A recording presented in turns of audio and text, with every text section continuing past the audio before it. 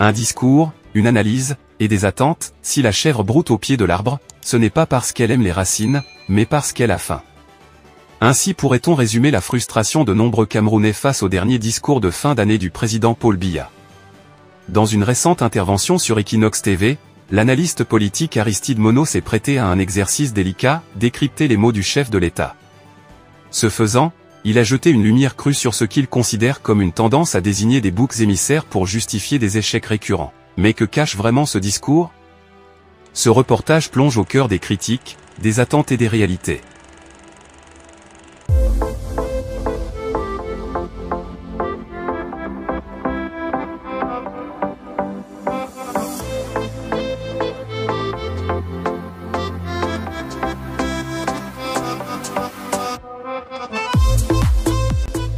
Le discours sous la loupe d'Aristide Monod, dans une prise de parole teintée d'ironie, Aristide Monod n'a pas hésité à qualifier le discours présidentiel d'une tentative habile mais insuffisante de détourner l'attention. L'année dernière, il accusait Israël et l'Ukraine. Cette année, peut-être que ce sera Bachar el-Assad, a-t-il déclaré, suscitant quelques rires jaunes. Cette phrase, bien que provocante, soulève une question fondamentale: pourquoi les défis internes du Cameroun sont-ils souvent associés à des causes externes? Pour Aristide Monod, ce procédé est une façon de masquer les défis réels: corruption endémique, infrastructures précaires, chômage massif. Quand on rejette la faute ailleurs, on évite de regarder dans le miroir, a-t-il ajouté, insistant sur la nécessité de solutions locales à des problèmes bien locaux. Selon l'analyste, cette bouc émissarisation n'est pas nouvelle. Elle permettrait au gouvernement de détourner les regards des citoyens, frustrés par un quotidien de plus en plus difficile. Les Camerounais ne mangent pas de promesses. Ils veulent du concret, martèle Monod, utilisant un proverbe africain pour illustrer l'écart entre les paroles et les actes. Dans un contexte où le Cameroun traverse des crises multiples, des justifications telles que « la guerre en Ukraine » ou « les troubles en Syrie » ne suffisent plus à calmer les esprits. La population attend des actions palpables et des résultats mesurables. Cette analyse révèle un autre problème, une population en quête d'espoir, mais de plus en plus désillusionnée. Si la marmite ne donne pas de nourriture, le feu finira par s'éteindre. Ce proverbe, bien connu en Afrique, symbolise la lassitude des Camerounais face au discours sans lendemain.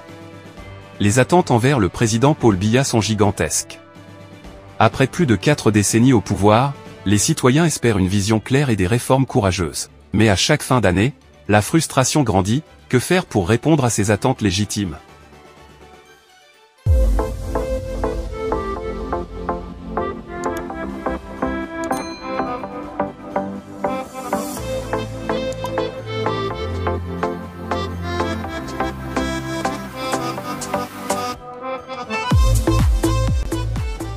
Aristide Monod propose une piste: ouvrir le débat.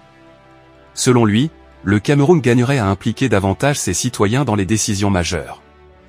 On ne construit pas une maison sans demander l'avis des habitants, a-t-il souligné, invitant les dirigeants à adopter une approche participative. Ce débat pourrait également porter sur des réformes cruciales: lutte contre la corruption, modernisation des infrastructures, meilleure gestion des ressources naturelles. Les solutions existent, mais elles nécessitent un leadership fort et une réelle volonté politique. Le discours de fin d'année de Paul Biya n'est pas qu'un événement médiatique. C'est un miroir qui reflète les attentes, les frustrations et les espoirs d'une nation. Mais comme le dit un proverbe africain, un arbre qui tombe fait plus de bruit qu'une forêt qui pousse. Malgré les défis, le Cameroun dispose de potentialités immenses pour se relever et prospérer. Chers spectateurs, que pensez-vous de cette analyse? Est-il temps pour nos dirigeants d'assumer pleinement leurs responsabilités? Ou faut-il encore patienter, comme on le fait depuis des décennies? Abonnez-vous à CTV pour ne rien manquer des prochaines analyses et discussions sur l'actualité politique. Votre voix compte. Votre opinion aussi. Continuons ce débat ensemble.